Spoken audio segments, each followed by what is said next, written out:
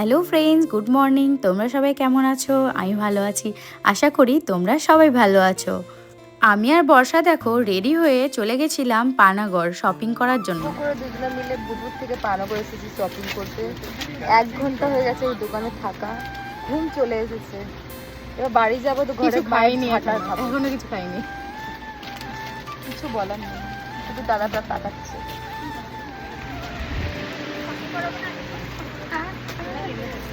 এই একটা আছে, আমি এইটাই নেবো তো দেবো, কিছু তো বাচ্চার মধ্যে কাজ আছে, বাড়ি যেতে চাই।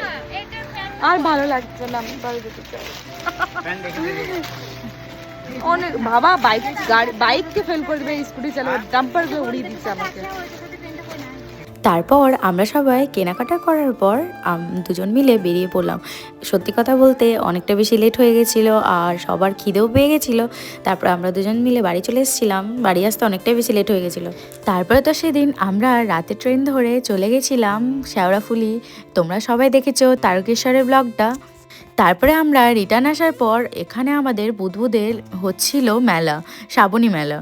তো যেহেতু আমি হাঁটতে চলতে পারছিলাম না, পা ফুলে গেছিলো, ফসকা পড়ে গেছিলো, তাই জন্য আমার ভাইয়ের বউ মানে ভাইও এসেছিলো, মা ভাইপো সবাই এসেছিলো। সবাইকে নিয়ে দেখো চলে এসেছিলাম আমরা মেলাতে। তো ওরা তো সবাই মেলা ঘুরছিল, আমি যেহেতু বেশি চলতে হাঁটতে পারছিলাম না, তো দেখো ও আমার কাছে দাঁড়িয়ে আছে আর আমরা দুজনে গল্প করছিলাম, আমরাও দেখছিলাম। আর বেটু তো জাম্পিংয়ে চলে গেছিলো জাম্প করার জন্য, আর আমরা এখানে দাঁড়িয়েই ছিলাম। তো সফট জুতো পরার পর একটু একটু চলতে পারছিলাম, না হলে তো ভীষণ কষ্ট হচ্ছিল, খালি পায়ে চলতেই পারছি না।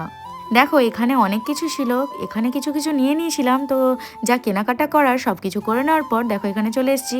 তো বেটু আর ভাইপো দুজন মিলে খুব জাম্প করছিল।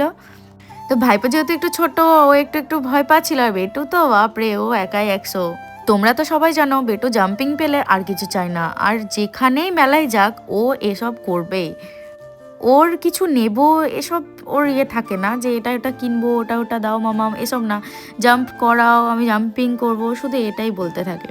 ওকে একটু জাম্পিং করে দিলে ও হ্যাপি হয়ে যায়।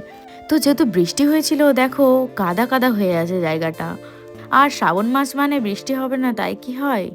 ওরা দুই ভাই বোনে ওখানে জাম্পিং করছে, আর এখানে মা, শিলু আর আমি তিনজন চলে এসেছিলাম কসমেটিক্সের দোকানটায়। মা তো শুধু আমাকে বলছে এটা নে ওটা নে, আমি তোকে কিনে দিচ্ছি, আর আমি তো নিতেই চাইছিলাম না, আমার ভালো লাগছিল না একদম।